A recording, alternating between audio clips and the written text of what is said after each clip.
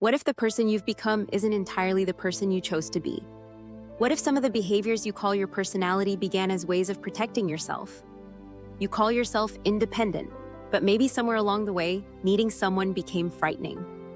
You call yourself easygoing, but maybe disagreement once came with consequences you didn't want to experience again. You tell people you don't need much, but maybe you learned that having needs could push people away. You call yourself forgiving. But maybe setting a boundary feels terrifying because somewhere inside you is the fear that if you finally say, enough, somebody will leave. And eventually, a protective strategy can become so familiar that you stop recognizing it as a strategy. You simply call it me. So here's the question I want you to carry through this entire video. How much of you is really you? And how much of you learned how to survive? Think about what happens when you're afraid of losing someone. They don't answer your message. You check your phone, then check again. Their voice changes slightly, and your stomach tightens. They're unusually quiet at dinner, and suddenly you're reviewing everything you said that day. Was it something I said? Did I upset them? Are they pulling away? Is there somebody else? Are we okay? Nothing dramatic may have even happened yet, but your body is already preparing for something. Because fear inside relationships isn't always fear of physical danger. Sometimes it's fear of rejection, abandonment, conflict, being replaced, being ignored, being misunderstood, being alone. And sometimes the person you're most afraid of losing becomes the person around whom you slowly lose yourself. This is where we need to be careful with the word trauma. Not every painful emotional response is trauma. And feeling triggered does not automatically mean the person standing in front of you is dangerous.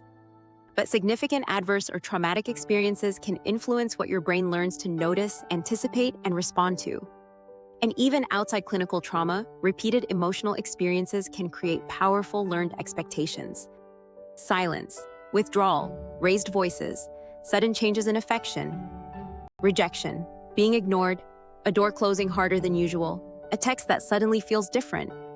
Sometimes your reaction isn't responding only to what is happening. It's responding to what is happening reminds you of. That's why an adult mind can know, I'm standing here right now, while something inside the body feels as though a much older experience has just walked into the room. And what do we often do when that fear appears?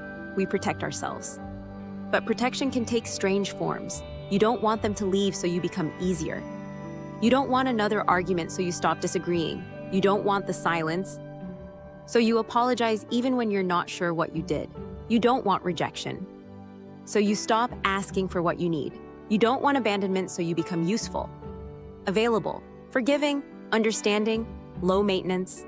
You monitor their mood, their voice, their face, their texts.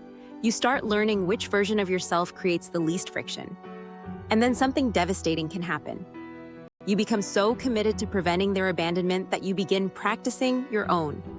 Every time you silence something important because you're terrified honesty might cost you the relationship, ask yourself what the relationship is already costing you. But there's another reason these relationships can become so confusing. Sometimes uncertainty can make you think about someone more, not less. They're warm today, cold tomorrow.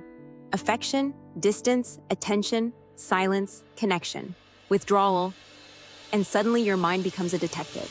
Why haven't they answered? What changed? Did I do something? When will they become affectionate again? Should I reach out? Should I wait? Should I apologize? And when connection finally returns, the relief can feel enormous. That's important, because you can begin mistaking the intensity of waiting for connection for the depth of the connection itself. Read that inside your own life. Intensity isn't automatically intimacy. Anxiety isn't proof of love. Uncertainty isn't passion. And constantly wondering where you stand isn't the same thing as being deeply connected. At some point, the question has to change. Look at yourself. You're exhausted. Checking, explaining, waiting, apologizing, fixing, hoping, trying to become exactly what another person needs, so they'll finally become what you need. Stop asking, how do I get them to love me differently? And ask the question that reaches much deeper. Why am I willing to disappear in order to be loved at all? This is where Stoicism becomes intensely practical. Stoicism does not tell you to become cold. It doesn't tell you to need nobody. It doesn't tell you to suppress emotion. It teaches you to recognize where your authority actually exists. You cannot control their affection, their mood, their apology, whether they return, whether they finally understand you, whether they recognize your value. But you can control whether you tell the truth, whether you maintain a reasonable boundary, whether you behave with dignity, whether fear determines your decisions, whether another person's emotional state becomes the ruler of yours. Stoicism isn't teaching you not to need people. It's teaching you not to surrender your character in exchange for their approval. Wisdom recognizes the pattern. Courage tells the truth. Temperance resists the urge to chase immediate reassurance. Justice requires treating another person fairly and treating yourself fairly too. So here's something practical. The next time you feel the overwhelming urge to chase, over-apologize, send another message, fix someone's mood, act back a reasonable boundary, or suppress something important because you're terrified they might leave, stop. Take one slow breath. Then ask yourself 3 questions. What am I afraid will happen? What am I about to do because of that fear? And finally, would I still make this choice if I weren't afraid of losing this person? That 3rd question can expose an entire pattern, because you don't have to obey every protective impulse simply because it may once have helped you. And maybe that's where your next chapter begins. Maybe you've spent years waiting for somebody to come back, waiting for an apology, waiting for closure, waiting for somebody to finally choose you, waiting for somebody to finally understand what they did. But maybe there's another person who's been waiting too.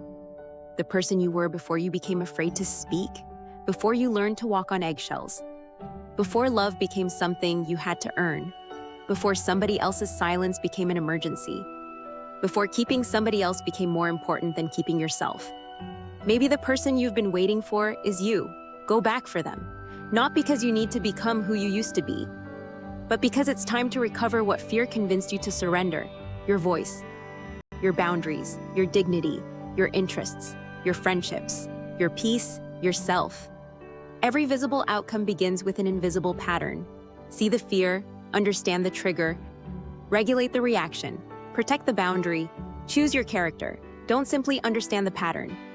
Become the person who can replace it. That is Stoicism 2.0.